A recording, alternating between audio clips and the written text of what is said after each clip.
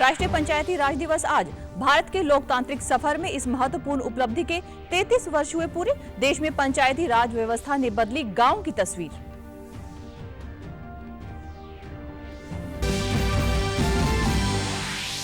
पंजाब में जनगणना 2026 को लेकर तैयारियां पूरी। वास्तविक जनगणना का दूसरा चरण 9 फरवरी 2027 में होगा, जिसमें हर व्यक्ति का डेटा किया जाएगा दर्ज। और हरियाणा के मुख्यमंत्री ने चंडीगढ़ में डॉक्टर भीमराव अंबेडकर और महात्मा ज्योतिबा फूले जी के जन्म दिवस के उपलक्ष्य में आयोजित समारोह में की बतौर मुख्य अतिथि शिरकत। नमस्कार, चंडीगढ़ से आपका स्वागत है। मैं हूं पायल। अब समाचार विस्तार से। देश भर में 24 अप्रैल 2026 को राष्ट्रीय पंचायती राज दिवस मनाया जा रहा है। यह दिवस 73वां संवैधानिक संशोधन अधिनियम के लागू होने की स्मृति में हर वर्ष मनाया जाता है, जिसने देश में पंचायती राज संस्थाओं को संवैधानिक दर्जा प्रदान किया। वर्ष 2026 में इस ऐतिहासिक पहल के 33 वर्ष पूरे हो रहे हैं। इस मौके पर पंचायत उन्नति सूचकांक 2.0 की रिपोर्ट के मुताबिक यह जानकारी दी गई। साथ ही मेरी पंचायत मेरी धरोहर पहल के तहत 3 पुस्तकों का विमोचन होगा, जिनमें त्रिपुरा, तिरुपति और उत्तरकाशी की ग्रामीण विरासत पर आधारित प्रकाशन शामिल है। यह दिवस त्रिस्तरीय पंचायती राज व्यवस्था की भूमिका को रेखांकित करने और विकसित भारत के लक्ष्य की दिशा में ग्रामीण शासन की भागीदारी को मजबूत करने का अवसर प्रदान करता है। उपराष्ट्रपति सीपी राधाकृष्णन ने राष्ट्रीय पंचायती राज दिवस के अवसर पर सभी नागरिकों, विशेषकर पंचायती राज संस्थाओं के निर्वाचित प्रतिनिधियों तथा पदाधिकारियों को शुभकामनाएं दी। सोशल मीडिया पोस्ट में श्री राधाकृष्णन ने कहा कि पंचायती राज जमीनी स्तर के लोकतंत्र और सहभागी शासन की भावना का प्रतीक है, स्थानीय समुदायों को सशक्त बनाता है। जो प्रधानमंत्री नरेंद्र मोदी ने राष्ट्रीय पंचायती राज दिवस के अवसर पर देशवासियों को शुभकामनाएं दी हैं। उन्होंने कहा कि जन सेवा के साथ साथ राष्ट्र सेवा के प्रति देश भर के जनप्रतिनिधियों का समर्पण हर किसी को प्रेरित करने वाला है। पीएम मोदी ने सोशल मीडिया प्लेटफॉर्म एक्स पर लिखा, पंचायती राज दिवस के अवसर पर देश भर के सभी जनप्रतिनिधियों को हार्दिक अभिनंदन। जनसेवा के साथ राष्ट्र सेवा के प्रति आप सभी का समर्पण हर किसी को प्रेरित करने वाला है। गृह मंत्री अमित शाह ने भी राष्ट्रीय पंचायती राज दिवस के अवसर पर देशवासियों को शुभकामनाएं दी हैं। सोशल मीडिया पोस्ट में श्री शाह ने कहा कि पंचायत व्यवस्था भारत की सबसे पुरानी लोकतांत्रिक परंपराओं में से एक है और लोकतंत्र का एक मजबूत स्तंभ है। पंजाब में जनगणना 2026 को लेकर तैयारियां पूरी हो चुकी है। पहला चरण यानी कि मकान की सूची और आवास गणना 15 मई 2026 से शुरू होकर 13 जून 2026 तक चलेगा। 30 अप्रैल से 14 मई 2026 तक लोग खुद ऑनलाइन जानकारी भर सकेंगे, जिसे स्वगणना का नाम दिया गया है। वास्तविक जनगणना का दूसरा चरण 9 फरवरी 2027 में होगा, जिसमें हर व्यक्ति का डेटा दर्ज किया जाएगा। इस कार्य विभाग की तरफ से कुल 67,000 मुलाजिम तैयार किए जाएंगे। इसी के मद्देनजर लोकल बॉडी विभाग के सचिव मंजीत सिंह बराड़ व निदेशक जनगणना नवजोत खोसा ने प्रेस वार्ता के दौरान इस बात की जानकारी दी। 15 ਮਈ ਤੋਂ ਲੈ ਕੇ 13 ਜੂਨ ਤੱਕ 2026 ਦੇ ਵਿੱਚ ਹਰ ਘਰ ਦੇ ਵਿੱਚ ਜ਼ਿਲ੍ਹਾ ਪ੍ਰਸ਼ਾਸਨ ਦੁਆਰਾ ਨਿਯੁਕਤ ਕੀਤਾ ਗਿਆ ਗਿਣਤੀਕਾਰ ਤੁਹਾਡੇ ਘਰ ਆਏਗਾ ਤੇ ਮਕਾਨਾਂ ਦੀ ਸੂਚੀਕਰਨ ਕਰੇਗਾ ਤੇ ਮਕਾਨਾਂ ਦੀ ਬਾਰੇ ਜਾਣਕਾਰੀ ਤੁਹਾਡੇ ਤੋਂ ਇਕੱਠੀ ਕਰੇਗਾ। ਉਸ ਤੋਂ ਪਹਿਲਾਂ 30 ਅਪ੍ਰੈਲ ਤੋਂ ਲੈ ਕੇ 14 ਮਈ ਤੱਕ ਸੈਲਫ ਇਨੂਮਰੇਸ਼ਨ ਜਾਨੀ ਕਿ ਸਵੈ ਗਣਨਾ ਦਾ ਇੱਕ ਵਿਕਲਪ ਇਸ ਸੈਂਸਸ ਦੇ ਵਿੱਚ ਲਿਆਂਦਾ ਗਿਆ ਹੈ, ਜਿਹਦੇ ਵਿੱਚ ਕਿ ਤੁਸੀਂ ਸਰਕਾਰੀ ਇੱਕ ਪੋਰਟਲ ਤੇ ਲੌਗਇਨ ਹੋ ਕੇ ਆਪਦੀ ਗਣਨਾ ਖੁਦ ਵੀ ਦਰਜ ਕਰਵਾ ਸਕਦੇ ਹੋ। ਲੋਕਾਂ ਨੂੰ ਮੇਰੀ ਇਹੀ ਅਪੀਲ ਹੈ ਕਿ ਜਦੋਂ ਗਿਣਤੀਕਾਰ ਤੁਹਾਡੇ ਘਰ ਆਏਗਾ ਤੁਸੀਂ ਉਸ ਨੂੰ ਐਕਸੈਸ ਦੇ ਕੇ ਉਹਨਾਂ ਨਾਲ ਗੱਲ ਕਰਕੇ ਤੁਸੀਂ 33 ਕੁਐਸਚਨਾਂ ਦੇ ਜਿਹੜੇ ਜਵਾਬ ਨੇ ਉਹ ਬੜੇ ਹੀ ਸਰਲ ਤਰੀਕੇ ਨਾਲ ਆਪਦੀ ਸੋਚ ਦੇ ਹਿਸਾਬ, ਆਪਦੀ ਸਮਝ ਦੇ ਹਿਸਾਬ ਨਾਲ ਦੇ ਸਕਦੇ ਹੋ ਤੇ ਇਸ ਦਾ ਤੁਸੀਂ ਜ਼ਰੂਰ ਭਾਗੀਦਾਰ ਬਣੋ। ਲੋਕਾਂ ਨੂੰ ਇਹ ਵੀ ਜਾਣਕਾਰੀ ਮੈਂ ਦੇਣਾ ਜ਼ਰੂਰੀ ਸਮਝਾਂਗੀ ਕਿ ਜਦੋਂ ਵੀ ਗਿਣਤੀਕਾਰ ਆਏਗਾ ਤੁਹਾਡੇ ਤੋਂ ਕੋਈ ਵੀ OTP ਨਹੀਂ ਮੰਗੇਗਾ, ਕੋਈ ਲਿੰਕ ਉੱਤੇ ਕਲਿੱਕ ਕਰਨ ਨੂੰ ਨਹੀਂ ਕਹੇਗਾ, ਕੋਈ ਦਸਤਾਵੇਜ਼ ਨਹੀਂ ਮੰਗੇਗਾ ਕਿ ਨਾ ਹੀ ਇਸ ਦੀ ਕੋਈ ਫੀਸ ਲੱਗੇਗੀ।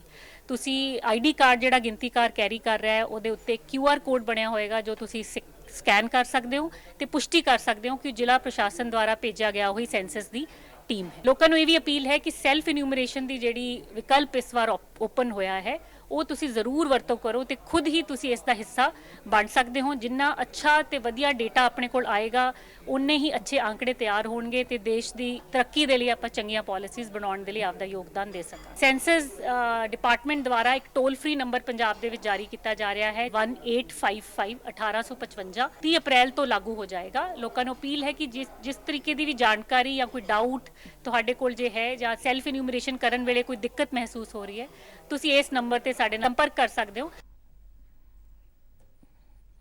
हरियाणा के मुख्यमंत्री नायब सिंह सैनी ने चंडीगढ़ के सिविल सचिवालय में डॉक्टर भीमराव अंबेडकर और महात्मा ज्योतिबा फूले जी के जन्म दिवस के उपलक्ष्य में आयोजित समारोह में बतौर मुख्य अतिथि शिरकत की।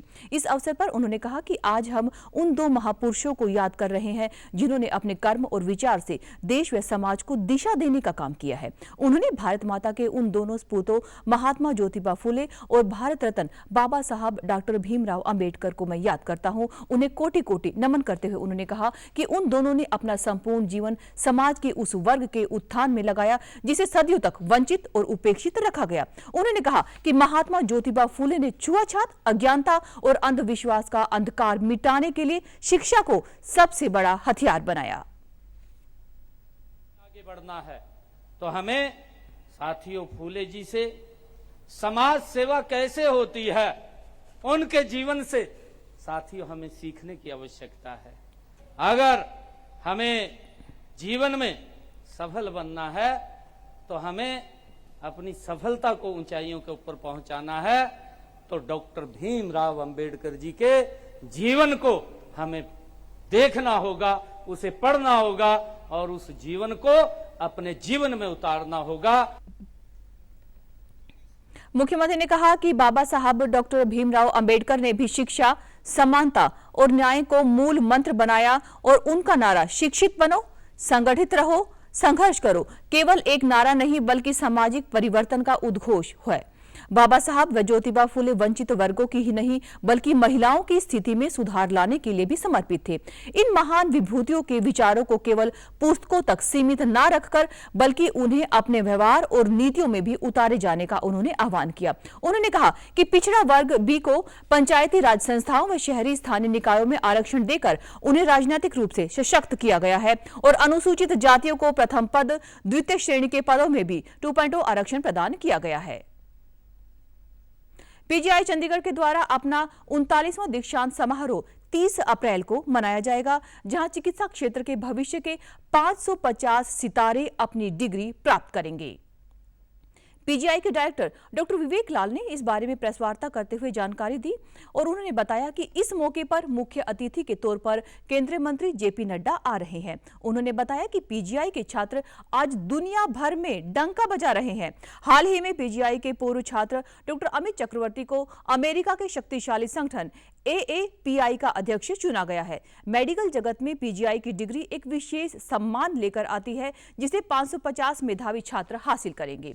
ये केवल दीक्षांत समारोह ही नहीं बल्कि पीजीआई में आधुनिक सुविधाओं का नया अध्याय भी शुरू हो रहा है। उन्होंने बताया कि इस मौके पर पीजीआई में हेल्थ सेंटर, मेडिकल म्यूजियम का उद्घाटन और आई डिपार्टमेंट का विस्तार भी किया जाएगा। Chairperson of the NITI Aayog, member chairperson of the NITI Aayog when it comes to healthcare. This convocation is a unique convocation this time. 550 students, distinguished in every way, will be given their degree. That the president of API is the Association of American Physicians of Indian origin. It's a very powerful body of doctors in the United States. And the president of API, that is Association of American Physicians of Indian origin, is now a PGI, Dr. Amit Chakravarti. आपातकालीन तैयारी का मूल्यांकन करने के लिए आज रात 8 बजे से 15 मिनट के लिए पंजाब भर में ब्लैकआउट मॉक ड्रिल की जा रही है। यह मॉक ड्रिल गृह मंत्रालय के निर्देशों के अनुसार राज्य में सिविल डिफेंस तैयारियों की समीक्षा के लिए की जा रही है। आज सभी जिलों में पहले से चिन्हित किए गए क्षेत्रों में एक सिविल डिफेंस एयर रेड और ब्लैकआउट मॉक ड्रिल की जाएगी। मॉक ड्रिल एक हवाई हमले की चेतावनी सिग्नल के साथ शुरू होगी। इसके लिए 2 मिनट तक सायरन बजेगा। इन चिन्हित किए गए क्षेत्रों में रहते लोगों को ब्लैकआउट के दौरान सभी गैर जरूरी बत्तियां बंद करने की हिदायत दी गई है। गौरतलब है कि इस ड्रिल के दौरान जरूरी सेवाएं पूरी तरह से कार्यशील रहेंगी। इधर जालंधर के डिप्टी कमिश्नर बलजीत वालिया ने ब्लैकआउट संबंधी जानकारी देते हुए बताया कि आज रात 8 बजे सिर्फ खालसा कॉलेज फॉर वुमेन में मॉक ड्रिल और ब्लैकआउट होगा। अपनी तैयारी रहनी चाहिए है, उस तर्ज ਦੇ ਉੱਤੇ ਸਿਰਫ ਇੱਕ ਮੌਕ ਡਰਿਲ ਕੀਤੀ ਜਾ ਰਹੀ ਹੈ। ਉਹ ਵੀ ਸ਼ਹਿਰ ਦੇ ਵਿੱਚ ਨਹੀਂ, ਸਿਰਫ ਆਪਣਾ ਇੱਕ ਲਿਮਿਟਿਡ ਕੈਂਪਸ ਜਿਹੜਾ ਹੈਗਾ ਸਪੇਸ ਅਸੀਂ ਆਇਡੈਂਟੀਫਾਈ ਕੀਤੀ ਹੈ, ਖਾਲਸਾ ਕਾਲਜ ਫॉर ਵਿਮਨ। ਸਿਰਫ ਇਸੇ ਕੈਂਪਸ ਦੇ ਵਿੱਚ ਅਸੀਂ ਇਹ ਐਕਸਰਸਾਈਜ਼ ਕੰਡਕਟ ਕਰਾਂਗੇ। ਇਹਦੇ ਵਿੱਚ 24 ਤਰੀਕ ਨੂੰ ਸ਼ਾਮ ਨੂੰ 8 ਵਜੇ ਬਲੈਕਆਊਟ ਕੀਤਾ ਜਾਏਗਾ। केवल कैंपस दे विच जिहड़ा Khalsa college for women campus है सिर्फ ਉਹਦੇ ਵਿੱਚ ਬਲੈਕਆਊਟ ਕੀਤਾ ਜਾਏਗਾ। ਇਹ ਅਸੀਂ ਇੱਕ ਏਰੀਆ ਪ੍ਰੈਮਿਸਿਸ ਨੂੰ ਡੀਮਾਰਕੇਟ ਕੀਤਾ ਜਿਹਦੇ ਵਿੱਚ ਸਾਡੀ mock drill exercise blackout exercise सिर्फ ਇਸੇ कैंपस ਦੇ ਵਿੱਚ होएगी। सामाजिक न्याय और सशक्तिकरण मंत्रालय आज से 26 अप्रैल तक चंडीगढ़ में अंत्योदय का संकल्प अमृत काल का प्रतिबिंब विकसित भारत एट 2047 थीम पर राज्यों और केंद्र शासित प्रदेशों के साथ 3 दिवसीय चिंतन शिविर का आयोजन कर रहा है। यह थीम अमृत काल और विकसित भारत के दृष्टिकोण के मुताबिक समावेशी सशक्तिकरण के प्रति मंत्रालय की वचनबद्धता को दर्शाता है। इसका उद्देश्य सामाजिक न्याय पहलकदमियां की सुपुर्दगी को मजबूत करना, मुख्य योजनाओं को प्रत्येक लाभार्थी के लिए यकीनी बनाना और हाशिए पर पड़े भाईचारों के समावेश पर टिकाऊ सशक्तिकरण के लिए एक कार्यशील खाका विकसित करना है। उद्घाटन सत्र की अध्यक्षता केंद्रीय सामाजिक न्याय और सशक्तिकरण मंत्री डॉक्टर वीरेंद्र कुमार करेंगे। इस अवसर पर राज्य मंत्री पीएल वर्मा और रामदास अठावले भी उपस्थित होंगे। पंजाब के राज्यपाल और चंडीगढ़ के प्रशासक गुलाब चंद कटारिया आज चिंतन शिविर के उद्घाटन कार्यक्रमों में शिरकत करेंगे। यह योजना राज्यों और केंद्र शासित प्रदेशों के मंत्री, अधिकारी, सामाजिक न्याय और सशक्तिकरण विभाग के दिव्यांग व्यक्तियों के सशक्तिकरण विभाग के सचिव और वरिष्ठ अधिकारी इसमें शामिल होंगे। पंजाब के राज्यपाल और चंडीगढ़ के प्रशासक गुलाब चंद कटारिया ने कल गुरदासपुर दौरे के दौरान सरदार बेअंत सिंह स्टेट यूनिवर्सिटी में डिग्री वितरण कार्यक्रम में शिरकत की। राज्यपाल ने 560 के करीब विद्यार्थियों को डिग्री प्रदान की। इस दौरान राज्यपाल ने विद्यार्थियों को नशे से दूर रहने की अपील भी की।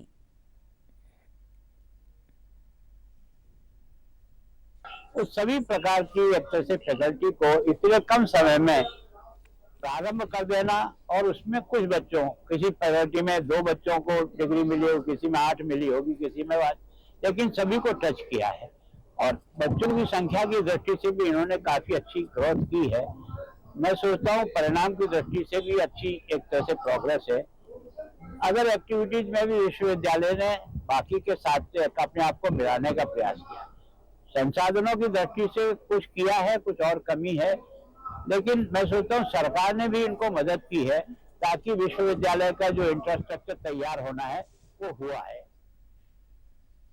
पोषण पखवाड़ा 2026 ने पूरे देश में बच्चों के पोषण और विकास के लिए एक नई दिशा तय की है। इस अभियान का उद्देश्य जीवन के पहले 6 वर्षों में बच्चों की शारीरिक और मानसिक विकास को सबसे ज्यादा प्राथमिकता देना है। अभियान में बच्चों के मस्तिष्क के विकास, स्वच्छता और सही आहार को लेकर जागरूकता बढ़ाई गई।